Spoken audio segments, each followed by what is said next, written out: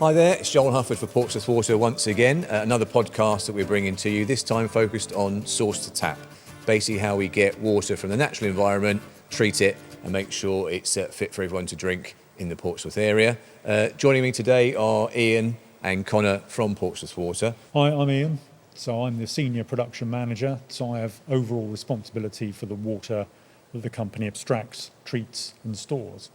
I'm Conor Gagan. I work within Ian's team and my team operate, manage, control all of our raw water abstraction, water treatment and treated water storage. So in today's episode we're going to cover off a number of topics, namely how filtration works, how clean water gets to your tap and finally where the money from your bills go. Okay. Ian, first thing for you, just explain where we are. If you're watching on video you can see, if you're listening to us you can hear it maybe a little bit echoey around us. Where are we today? So we're in our Farlington treatment works. This is our largest treatment works and that serves all of Portsmouth City, Hayling Island and the surrounding area. And this site can process up to 100 million litres of drinking water every day. You've got a team of how many people you look after? So we've got about 45 people in the department. And what are the skills within those 45 people? What are the different roles that they'll be performing? Broadly speaking, the department is split into two teams. So one is our operators, and our operators are there to run our treatment works, pumping stations, and to manage our surface reservoirs. The other side of the department is the technical side. So they look after the individual assets. So if something is broken, if something's not working correctly, if something that one of Conor's team on the operational side has flagged up is not operating as we would expect, then it's our technical team who then go out and they repair, they service and they fix or they replace those assets to ensure then the site can be returned back into service again. And in terms of the treatment process, before we kind of get into the detail about this particular works, in broad terms, what do you guys need to do to take water from the environment, which it could be underground, it could be from a river, for other companies it could be a reservoir or even in the future a water recycling plant. How do you take it from that stage through to when Mrs Miggins turns her tap on at number 1 Acacia Avenue and has a glass of water? Yeah, so most of our sites take water from boreholes. So we've got lots of chalk boreholes, so they're drilled into the ground, normally about 2 foot in diameter. And they can be up to 100 or 120 metres deep. And what they do is they tap into the aquifer. That's the water level that naturally sits within the chalk. And we've got borehole pumps, which are connected to a main that runs all the way up to the top of the borehole, and they literally just suck the water out. Now, the good thing about chalk as sort of a substance that as rock that holds the water is that it's very clean. It's typically very clean. It's a very good filter. So for quite a lot of our sites, we've got 21 in total, we find that for quite a lot of them, we don't have to do very much to the water at all. It comes out very clean, very pure. Quite often we just need to add a disinfectant to make sure that there aren't any pathogens in there. There's no coliforms, no bacteria, that kind of thing. And then it's ready then to be stored in one of our service reservoirs. Now there are some sites which need a little bit more treatment, and where we are today at Farlington, this water which comes from our spring set, which is located in and around Havant and Bedhampton, is from the largest set of springs in Europe that are used for public water supply. So we take some of that water, some of it goes out into the Solent and into Langston Harbour, but we take some of that water, pump it up to this site and then treat it. We've got a whole load, we've got 13 rapid gravity filters, so it filters through sand. And then we've got another risk which we've identified, which is cryptosporidium, and I'm sure a number of people listening to this will have heard of cryptosporidium before. It's a nasty germ, and it can harm your intestines, can make you quite ill. So we need to either remove it or deactivate it, and we do that here as well before it gets disinfected and then stored. Okay, we'll come on to the treatment process in a little bit.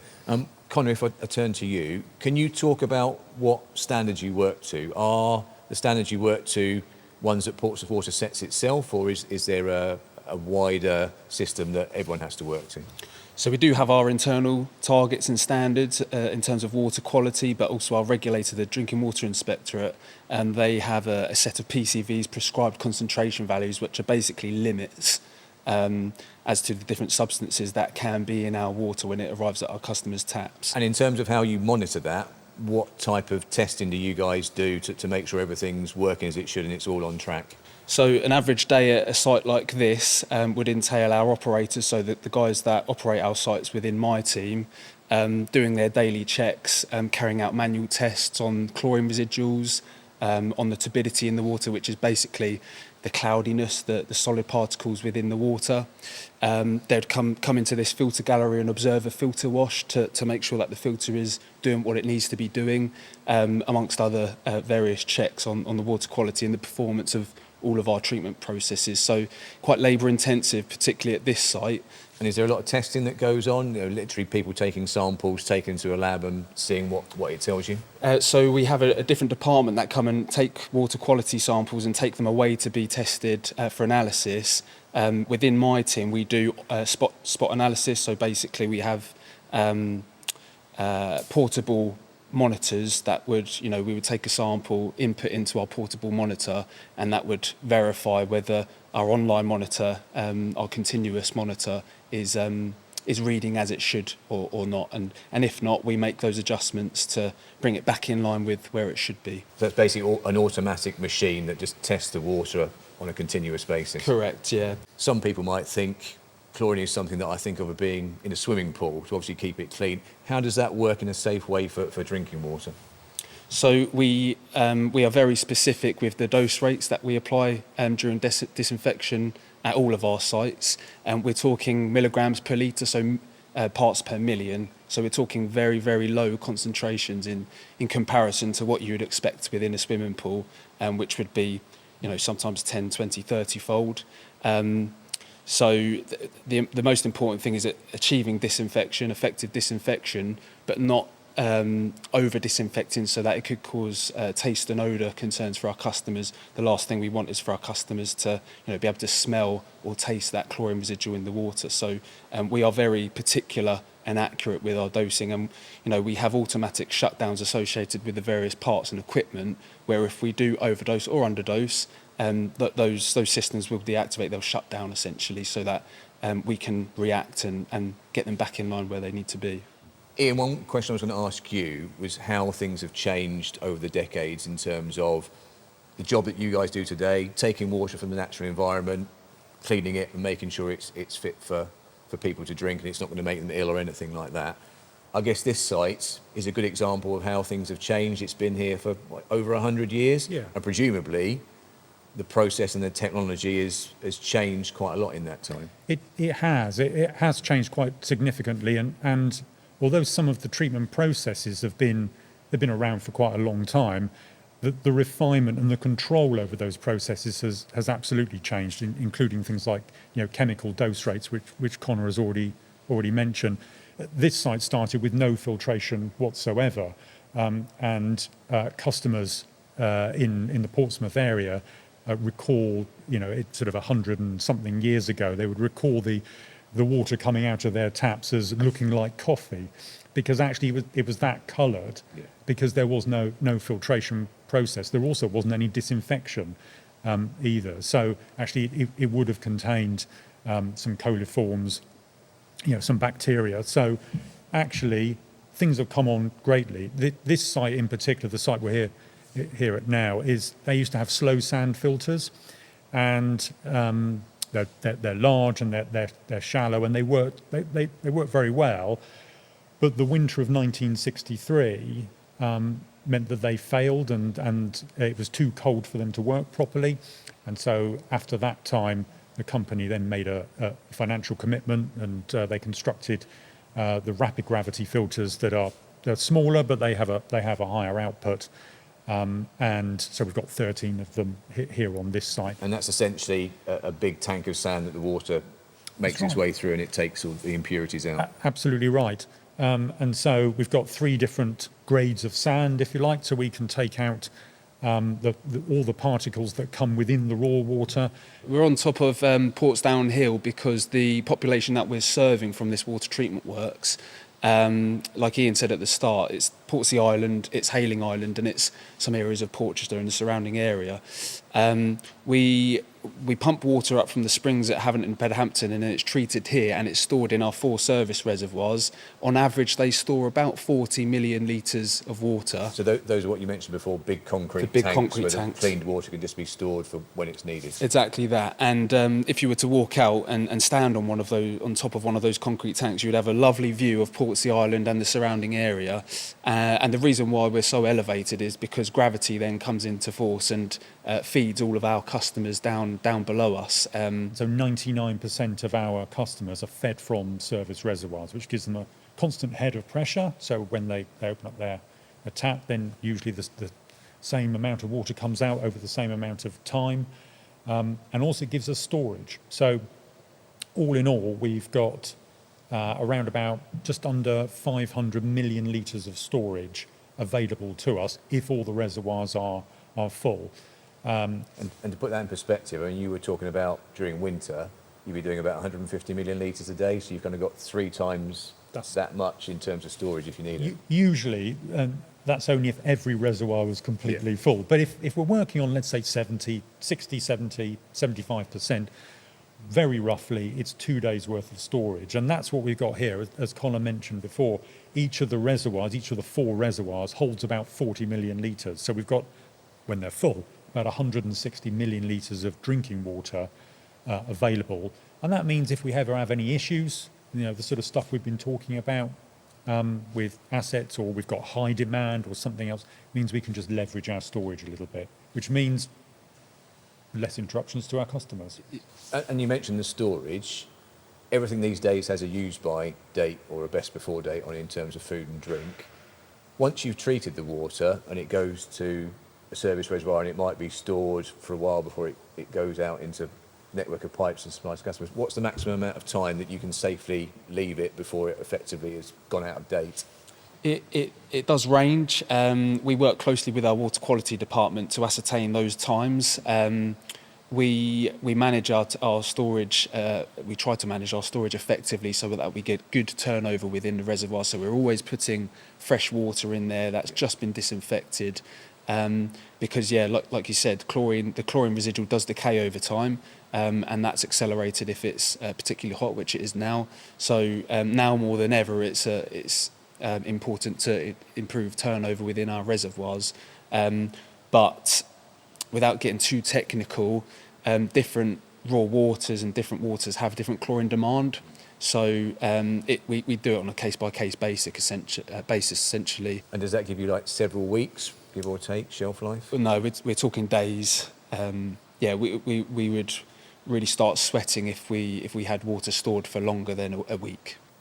And equally, say for example, you've got, I don't know, a rental property or a property that's kind of being bought by someone, it's been empty for a while. Should people run the drinking water taps to clean the water out if the house has been sitting empty for a little while because of that reason? Yeah, absolutely. If you haven't used if you haven't been in the property, you haven't been residing there for a little while, then yeah, absolutely, you need to run the taps until, one, you might be able to smell the chlorine, but certainly you'll notice a temperature change typically when you pull the fresh water through. So summertime, you would typically feel the colder water coming through. Usually that's the sign that it's getting fresher. 2 minutes would be a good time. Sounds like a long time, but the actual volume is relatively small. But something along those lines would be quite sensible. And you mentioned disinfection. How does that happen now? Because I think you mentioned when we were talking previously about ultraviolet light being involved in the process. Is that how things are cleaned, as well as chlorine being added in?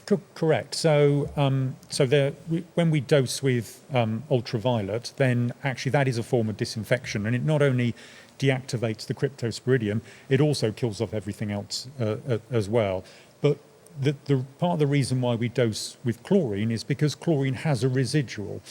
which means that when it goes into the network, when it gets distributed, then we know that the chlorine is still active. So by the time it comes out of people's taps, we've got much greater assurance that it's still going to be wholesome and it's still going to be fit for people to drink. And what are the things that keep you awake at night in terms of the challenges you've got to make sure that every step of the process, whether it's from the source to coming out of a customer's tap, that everything is safe and everything is as it should be? There's a number of different challenges that we face on a daily basis. So I mean, the weather is one of them, and demand is the other, and then also assets, making sure that our assets are working and they're optimal and they're doing exactly. And that's basically all the machines and pumps and absolutely treatment right. works you've got. Yeah, so we've got dosing skids that they dose the chemicals. We've got pumps that abstract the water out of the ground, and then we've got pumps that boost the water around our network. Lots of other equipment as well, filters. All of these things need to be managed and controlled. So making sure our assets are working is one of the headaches. That's for sure. But we have a team of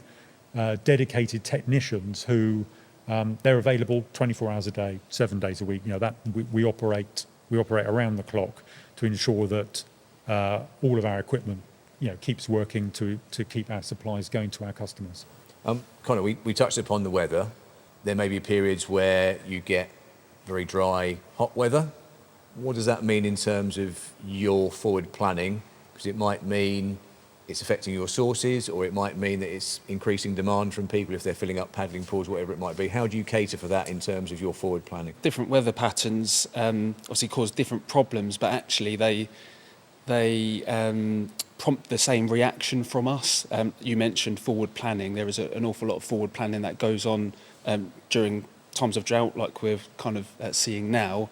In terms of our response, I guess it's the speed of the response. So when things do fail, when the demand for water is so high as it is now, when the sun's out and everyone's enjoying their paddling pools, our response time has to be that bit quicker, because we can't afford for our pumps and our treatment works to spend too long off and not producing water, basically. And making sure we have the right amount of people available around the clock, that's probably the biggest impact it has. Adversely, the wet weather can cause us issues in the winter months. Ian alluded to sites where we're susceptible to surface water influence, Farlington being one of them.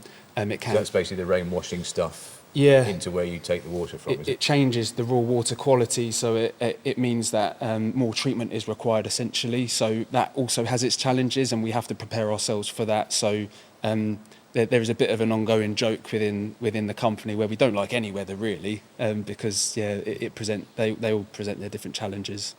Light drizzle. Yeah. Light drizzle is the perfect mix. Oh, that's for what you. we want. Yeah, definitely.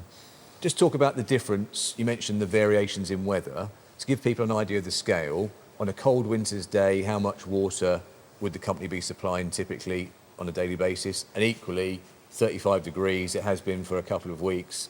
People are watering their gardens, filling up paddling pools, perhaps showering more. What's the difference in terms of how much water you would physically need to treat and supply? So it does vary quite a lot, actually. So we've had, on a cold winter's day, then we might find that we are, let's say, producing maybe 160 million litres a day to our area. But if, as the weather warms up, people then, they're outside more, and therefore they use more water generally. And so the total amount that we provide in any given day during the summer months, particularly when there's a heat wave, could go up to as far as 240 or 250 million litres.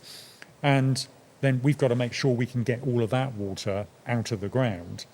And that is a challenge for us, because as the summer goes on and we head towards the sort of start of the autumn, groundwater levels are at their lowest.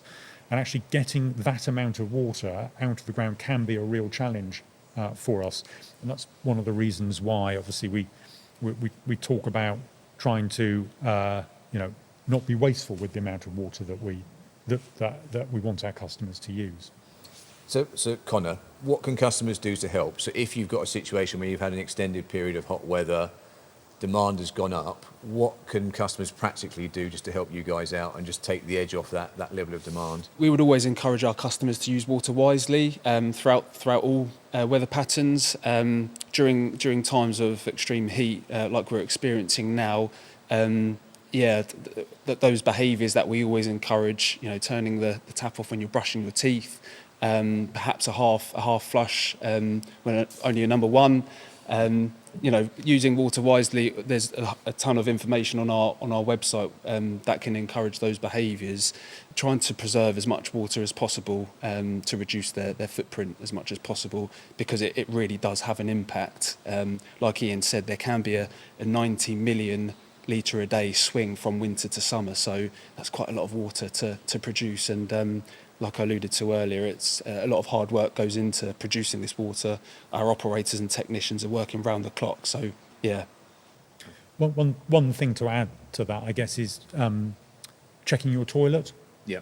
And we find that with modern toilets, modern cistern units, the overflow, of course, goes into the bowl. Yeah. It doesn't go out of the wall and sort of go on your path. So often people don't notice it, and the significant amount of leakage that is within the household actually comes from cistern waste.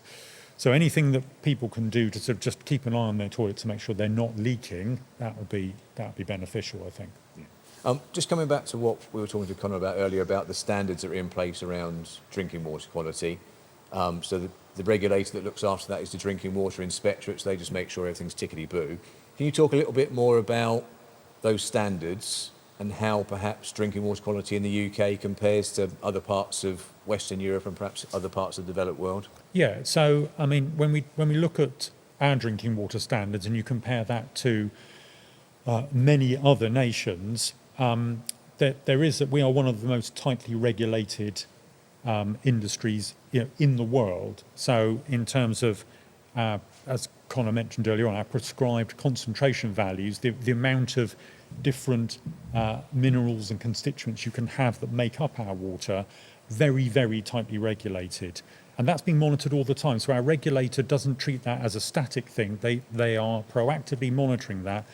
And they get a lot of information from the World Health Organization and other government and non-government bodies where there's been some research undertaken to say, let's say lead. Yes. So where the prescribed concentration value of lead used to be, let's say, 50.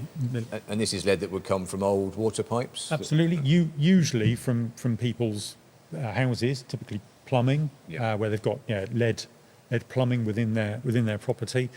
So where it's gone from 50 micrograms per litre now down to 10 over a number of step changes, the DWI are now looking to reduce that further, possibly to 5. Well, we've got to be aware of that, and we've got to make sure that our treatment processes can cope with that. Right then, gentlemen.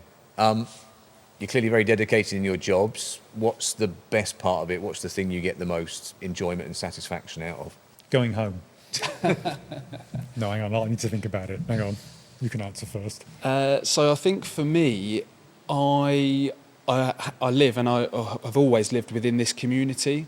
So I feel a real sense of purpose in serving my community, and I do feel a good sense of pride that I serve my friends, my family, and my wider community. So I think that's probably the most valuable part. A major part of that is keeping everyone safe, because clean drinking water, as many parts of the world know, only too well, is not something to be taken for granted. Really. Absolutely, yeah. And Ian? Yeah, I would second pretty much everything that Conor has said. I'm hugely proud of the work that I've done, but in particular the team does on a daily basis to keep all of our sites going and to supply 700,000 plus people in our supply area with fresh drinking water. There is a sense of pride that you get from that type of a role. It's quite difficult sometimes, as all operational jobs are, but actually the sense of pride you get from delivering that is huge. And then there was one final question from me. In terms of people, if they're curious as to how you guys are performing around drinking water quality and drinking water standards, presumably they can go on the Portsmouth Water website or Drinking Water Inspectorate and just find out how everyone's doing all of that information is available on our website and on the DWI's website. Guys, been great talking to you, and especially to get a fascinating insight into the vital job you do supplying clean, healthy drinking water right across the Portsmouth Water area, West Sussex and Hampshire in particular. So big thank you and hope you enjoyed it. Brilliant. Thank you very much.